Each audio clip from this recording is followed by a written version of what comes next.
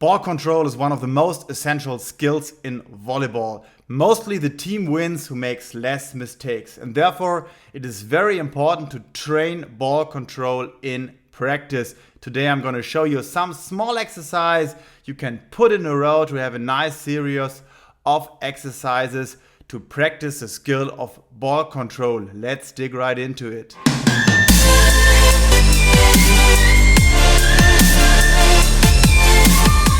Hey guys, welcome on my channel. Hope you have a great day. My name is Martin and this is all about volleyball, and today I'm going to show you a small series of exercises for ball control because I think it's one of the most important things every team needs to handle in every level of play. So on every level we need ball control for successful playing. So if you want to improve your skills in ball handling, these exercises might help you to get better, to get a better play and to be more successful in the game. So let's talk about these exercises, and I will tell you also what I like about these exercises and what is not so good, but we have to cope with it. Let's go.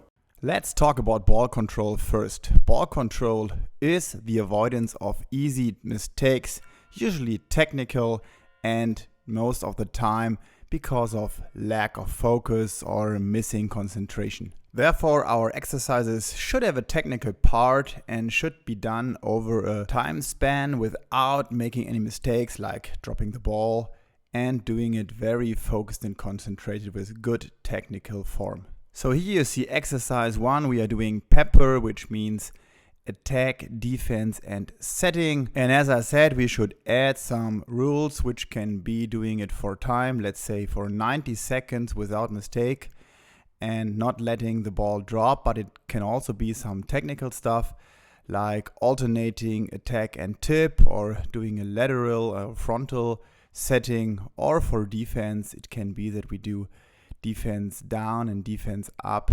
So we are alternating here our defense, so it will be more challenging when pepper is too easy in the basic version. The next step, we will do pepper with 4 players on the court, attacking from position 2 and 4 back into the court, not over the net.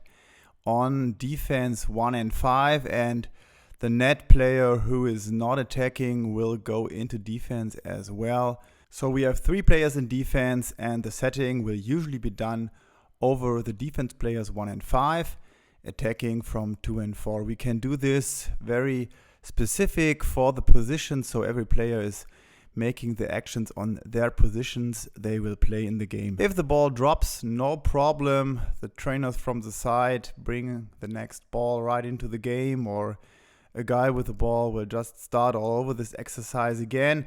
So we don't have too much breaks. We want to go continuously for 90 seconds because it's all about concentration and focus and keeping the ball up in the air. So as we did before, we should do this for 60 to 90 seconds. And after that we can change positions, like changing net players and defense players, or change over the groups. You see here 8 players practicing, and therefore we can mix up the groups after one rally. I definitely like this more than pepper with 2 players, because 2 players is just in one level. They are just standing in line and playing rectangular to their play, and this now here is over the angle, and therefore it's much more close to the game.